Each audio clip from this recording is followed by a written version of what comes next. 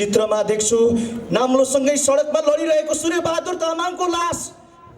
घोङ्गी टिप्दै गर्दा पक्राउ परेको आदिवासी थारू। उपचारको अभावमा अन्तिम पटक सास फेरिरहेकी सुत्केरी महिला, जसको परिचय पत्रमा लेखेको छ तिम्रो घरको ठेगाना, जसको दायाँ हातमा छ तिम्रो रहरको पाण्डुलिपि, जसको बायाँ हातमा छ तिम्रो एक तले घरको लाल पूर्जा। ऊ को हो त्यो? प्यादा एक बुटहरूले परेड खेल्दा चर्को चिच्याहट भएकै हो शून्य।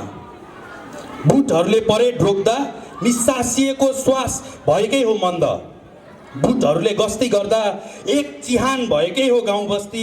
बुटहरूले गस्ती नगर्दा वर्षेनी बिरानो भएकै हो सिमाना। तर पनि तिमी यो कहिल्यै नबिर्सनु, बुटभित्र जुन पैताला छ त्यो पनि जिउँदो छ।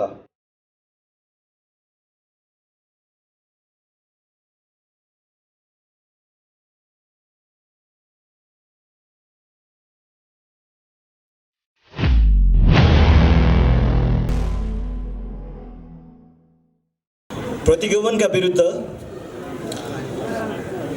आफ्नो अधिकार प्राप्तिका लागि उपस्थित हुनुभएका सम्पूर्ण नागरिक अनागरिकहरूमा म बच्चु हिमांशुको हार्दिक नमन छ। आज यहाँहरूलाई सुनाउने मेरो कविताको शीर्षक छ संकल्प। संकल्प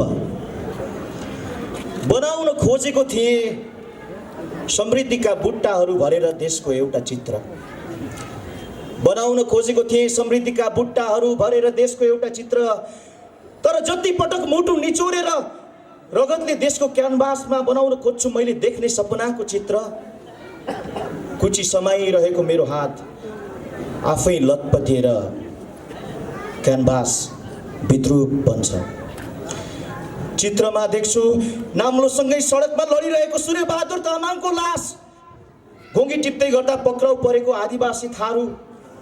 उपचारको अभावमा अन्तिम पटक सास फेरिरहेकी सुत्केरी महिला,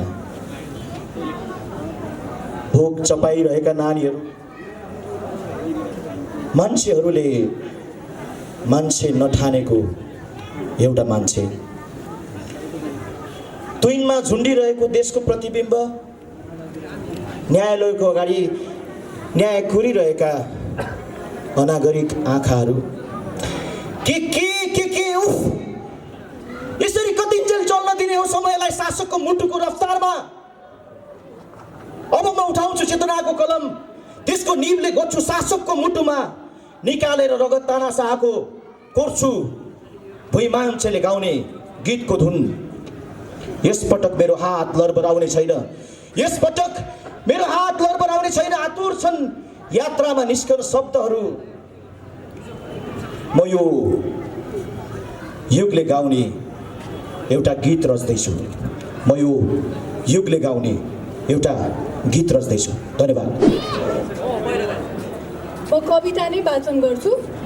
मेरो कविताको शीर्षक छ को हो त्यो?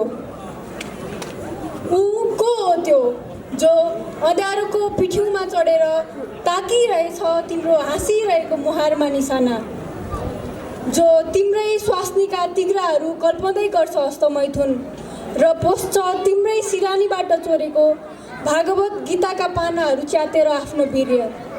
ऊ को हो त्यो जसको अनुहारसँग हुबहु मिल्छ तिम्रो औँठाको छाप, जसको परिचय पत्रमा लेखेको छ तिम्रो घरको ठेगाना, जसको दायाँ हातमा छ तिम्रो रहरको पाण्डुलिपि, जसको बायाँ हातमा छ तिम्रो एक तले घरको लाल पूर्जा। ऊ को हो त्यो जसलाई सुम्पिएर जम्मै आफ्ना सपनाहरू तिमी यति निर्धक्कसँग निधाएका छौ मध्य दिनमा, जसलाई साडी दिएर सम्पूर्ण घर तिमी डुल्न निस्किएका छौ बगरतिर। ऊ त आफ्नै घर जलाएर लडीबुडी खेल्छ खरानीमा र मुत्छ आफ्नै भान्साको तातो अँगेनामा। ऊ त साट्छ आफ्नै बहिनीको आँसु डलरका पोटिला नितम्बसँग र नाच्छ रातभर बालुवाको टारमाथि चढेर ग्लोबलाइजेसनको आइटम गीतमा। ऊ त आफ्नी छोरीको झोलाबाट सुटुक्क झिकेर नैतिक शिक्षाको किताब पस्दछ भट्टी र मातेको झोकमा फर्केर अबेर रातमा चढ्दछ आफ्नै छोरीको आङमाथि। ऊ पत्रिकाको पहिलो पृष्ठबाट काटेर बन्दुकको तस्बिर मध्यरातमा टाँस्दछ छोराको बिस्तारामाथि र एक बिहानै आएर लेख्न लगाउँछ बन्दुक हेरेर कलमको कविता। ऊ आफ्नै आमाले खाइरहेको मुखको गाँस छिनेर लिलामी गर्छ बजारमा र किन्छ एक जोर जुत्ता। त्यही जुत्तामा देखिएको आफ्नो अनुहार घोप्टो परेर हेरिरहन्छ दिनभर। ऊ को हो त्यो? ऊ को हो त्यो? एकपटक गौर गर त मेरो साथी। ऊ को हो त्यो? एकपटक गौर गर त मेरो साथी। ऊ को हो त्यो जसले काटेको हो दराजको साँचो बाँधेको तिम्रो जनै, जसले उछुट्याएको हो तिम्रो दराज, जसले उछुट्याएको हो तिम्रो आरानबाट फलाम पिट्ने हतौडा, जसले चोरेको हो घाँसको बिटोबाटै त्यो लाग्ने हँसिया, जसले जलाएको हो तिमीले पढ्दै गरेको किताब। ऊ को हो त्यो जो तिम्रै पक्राउ पुर्जी खल्तीमा राखेर तिमीसँगै सुत्छ? ऊ को हो त्यो जो तिम्रै पक्राउ पुर्जी तिमीसँग खल्तीमा राखेर तिमीसँगै सुत्छ? धन्यवाद। धन्यवाद हिमांशु। हामी जहिले जहिले सत्ताको विरुद्धमा लड्यौँ। हामी जहिले पनि प्यादाहरूसँग भेल्नु पर्यो। जनताको करले बनेको, जनताको ढुकुटीले पालिएको प्रहरी, पुलिस, आर्मी, सशस्त्र जे भनौँ, उसले सधैँ परिवर्तनको नारा लगाउने हाम्रो टाउकोमा निशाना मात्र साँधेको छ।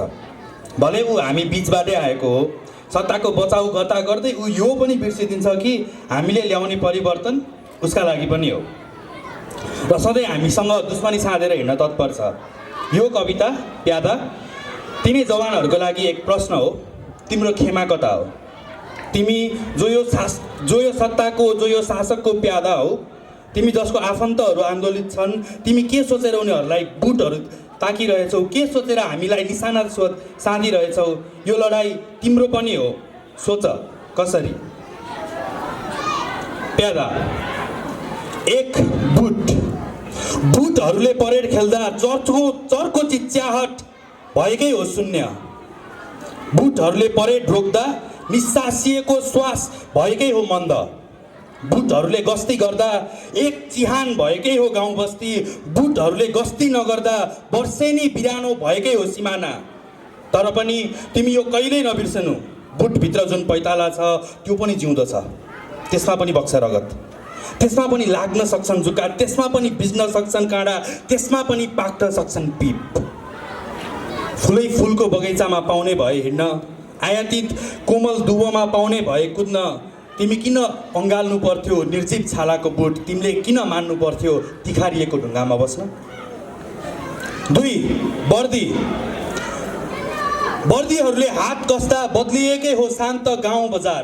अर्कोतर्फ औल्याउँदा अत्तालिएकै हो निर्दोष चञ्चल बहिनी। वर्दीहरूले अडिग हुँदा सन्तोष मानेकै हुन् अपराधीहरूले। उतारिएर भुइँमा लत्रिँदा निर्लज्ज भएकै हुन् बडा बिस्तारा। तर पनि तिमी यो कदापि नबोल्नु, वर्दीभित्र जुन देह छ त्यो पनि त जिउँदो छ, त्यसमा पनि त धड्कन्छ मुटु, त्यसलाई पनि लाग्न सक्छ डर, त्यसमा पनि छिर्न सक्छ शरम, त्यसभित्र पनि पर्न सक्छ चोट। रेशमदार कपडामा पाउने भए सजिन, प्रदर्शन गर्न पाउने भए उदाङ्गो छाती, तिमीले किन लगाउनु पर्थ्यो खुइली जाने वर्दी?